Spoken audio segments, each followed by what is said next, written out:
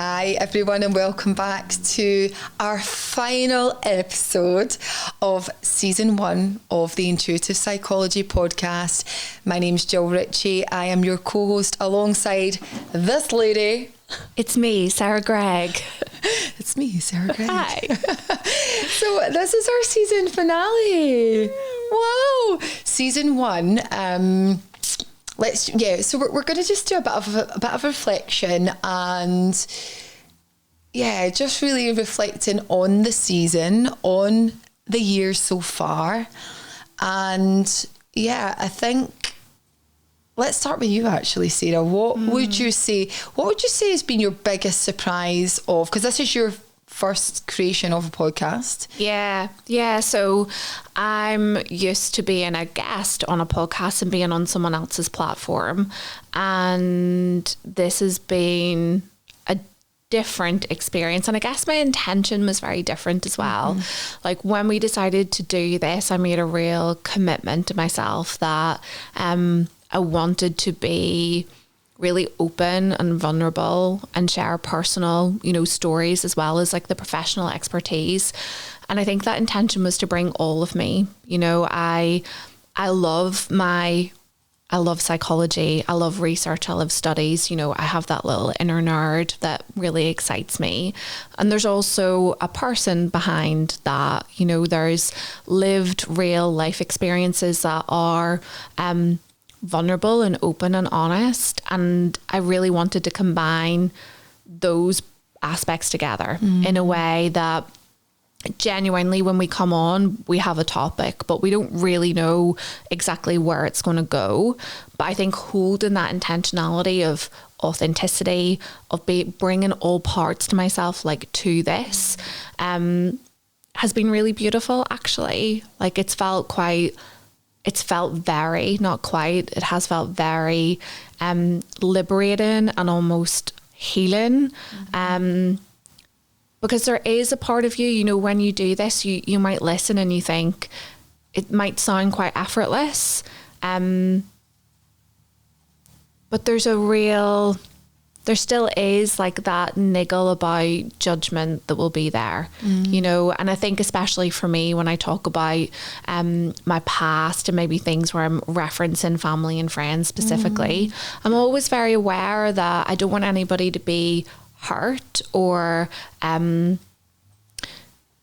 don't want anybody to be hurt by that.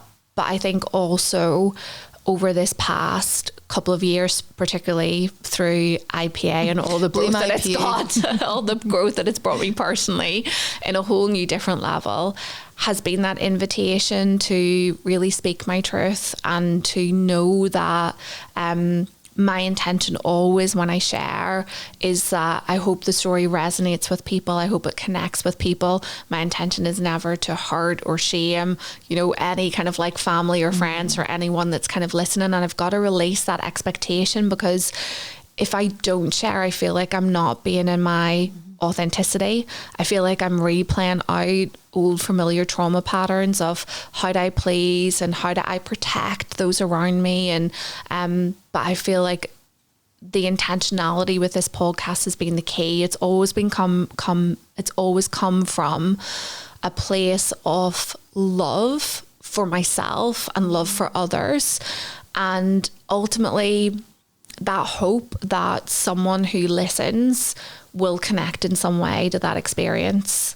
Oh, well done. What a lovely self-reflection. Thanks. I knew most of that, but hearing it again, I knew most of it in parts, if that makes sense. Like we've had conversations, but to hear you articulate it that way all at once is really nice. And actually I could feel like you were kind of reflecting and on that, going back on the journey as you were sharing it, which felt really, really nice, because it takes a lot to do a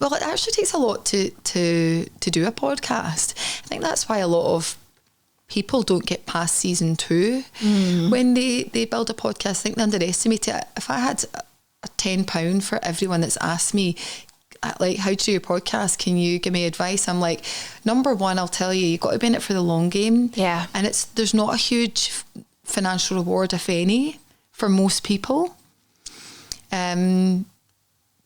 but it's, what I always say is it's a safe space, well, for me anyway, to speak, and so if that's what you're looking for, it's really healing and really, really nice. Like, you're not talking to anyone, but you're talking to everyone. Like, no one's there, but what about you? Like, how have you found, because obviously you've gone from like She Loves Herself, the podcast, which still exists and is still there, into like more of a joint venture. Has that changed anything? Yeah, so I am really cool with it now. So at the start, I remember when you were saying like, we need to do our own podcast, and I remember my body was like, ugh! Like, truthfully, I remember you and me and Simon, and I was in my kitchen and we were on Zoom, and you were like, we need to do our own podcast. And the fear I felt, Sarah, was like, I haven't even probably told you this. Again, I internalised it. FYI. But I did, but it was my stuff. It was me that needed to just process that of, what does that mean for me? And She Loves Herself. Does that mean that I need to give that up? Does that mean that I need to let that go? That safe little space for me where unfiltered completely. I mean, I have had everyone from sex experts on there to, well, you've been on it loads of times, Sarah. Everyone, like... Not as a sex expert, not by as the a way. sex expert. She was on as a little resident psychologist. You've been on about 5 or 6 times. But it was just, I got to just be so unfiltered. And when you suggested it, I knew it made so much sense.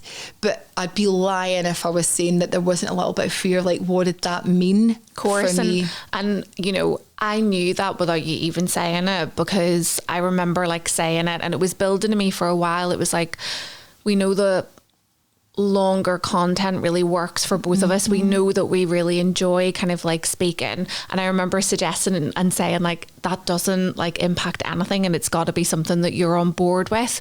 And it is that next evolution, you know. It's hard. It is hard, like, especially when you've created such a safe space. So I totally see that, and I hope it's been still a safe space. It made so much sense. I think you just need to sit, and this is for like, there'll be people that resonate with that story on a different, like, totally, for different things in their life. It's like, oh, I'm letting go of that. Does that mean that, you know, because we are so independent. Like, we're both, like, we are co-creators of this exceptional, incredible business that, I mean, it's like nothing else I've ever done in my life. But we're still 2 individuals outside of that. We're not like Ant and Dec. Yet.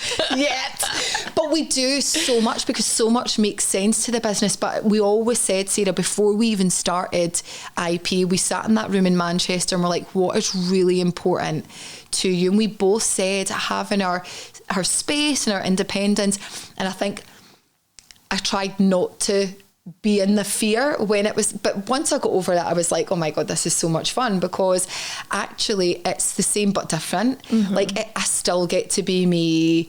It's just the old fears jump in, like, oh, do I need to now be do I need to, nah, I'm still me, like 100%.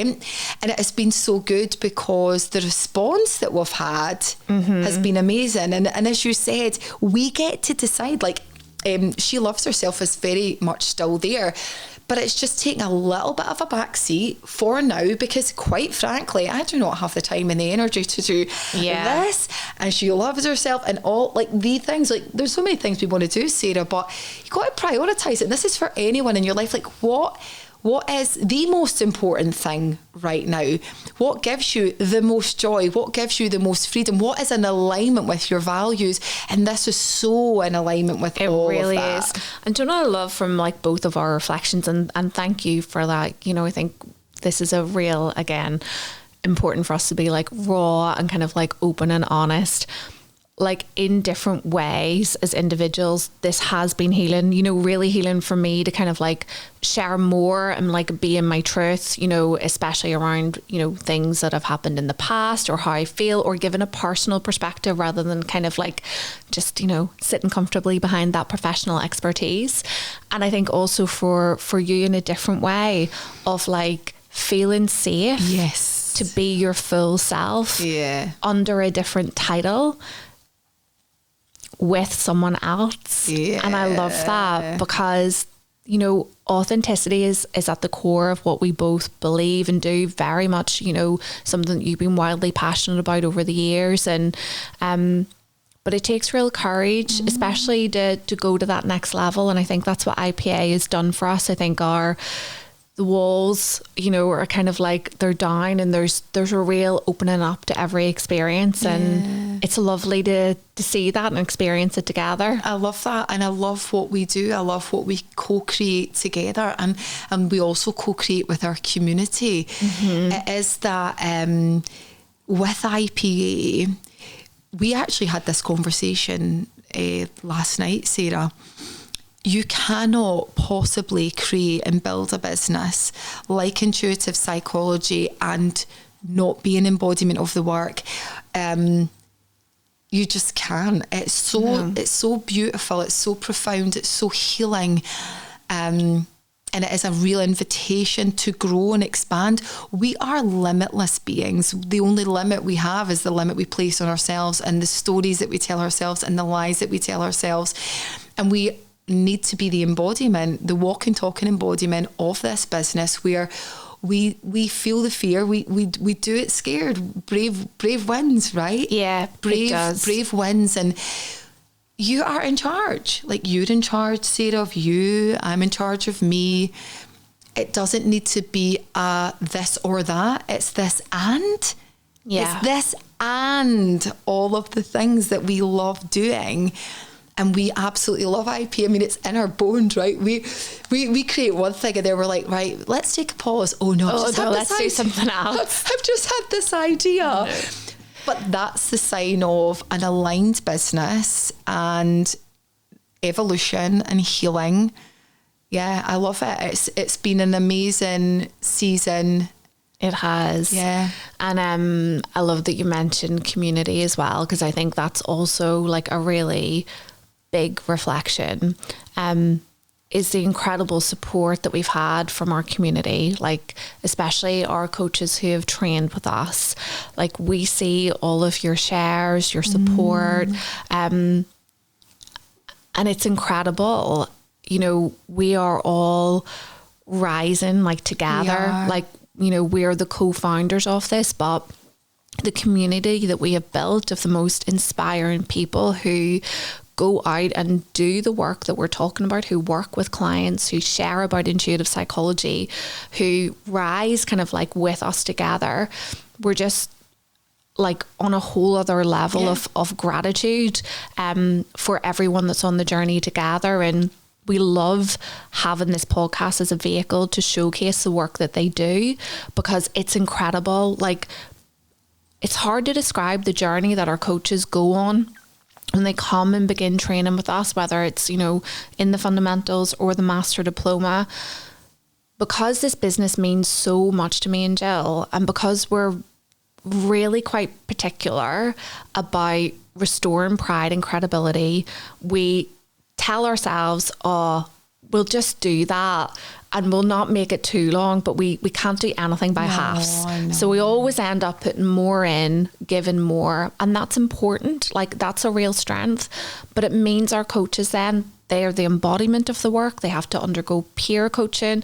They do shadow work whilst holding their own shadow. They're working with clients, and it is the most incredible journey for them personally and professionally, but it requires commitment and work, and we see that from them, and it's an honour to be part of their journey. I think it's a credit to the association in a way, because these guys, like the community that we have of qualified master coaches and you know, intuitive psychology coaches, they do share.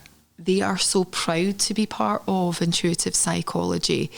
They're not the same now as when they started this work, but they're so passionate about it. Yeah. Like, because they see the results, they see the change, they see the transformation, they've embodied it.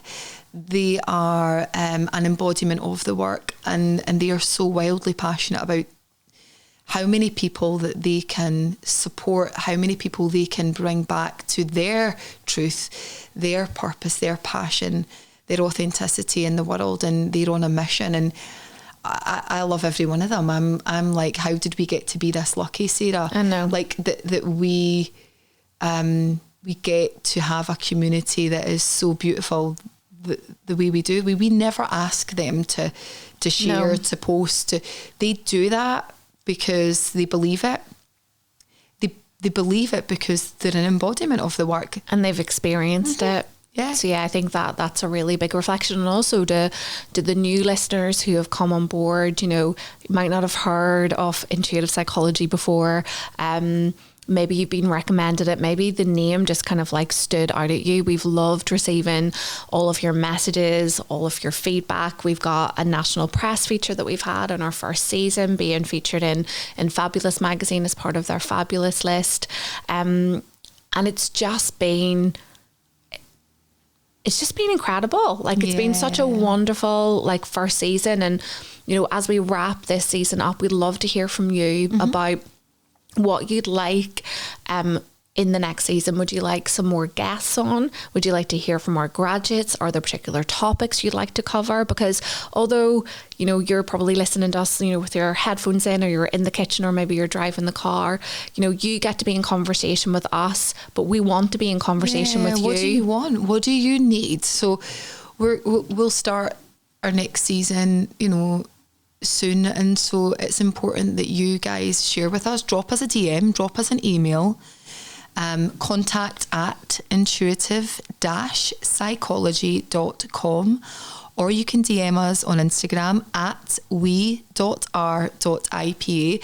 and just tell us what you want us to talk about. Like, we are always so excited to hear from people, from community. You're part of our community. If you're listening to this, you are part of our community.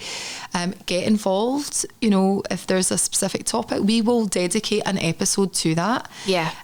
If you have even something that specifically you're like finding it hard to navigate and you want some advice on it, like, write in, like, let us know, drop us that message, send us an email. We really, really want to hear from you. Yeah, and as we were talking about community, I was thinking about how it would be nice to get a couple of the coaches on next season, get them into the studio, to hear from them. It's always like, as we said, you know, it's nice that you hear from Sarah and I, but it's always sometimes nice to hear from other people. But yeah, what a beautiful season. So full of gratitude. So glad you suggested it. Thanks. So glad I got out my own way. And here's to season 1. Incredibly grateful and incredibly excited for season 2. Yeah, can't wait.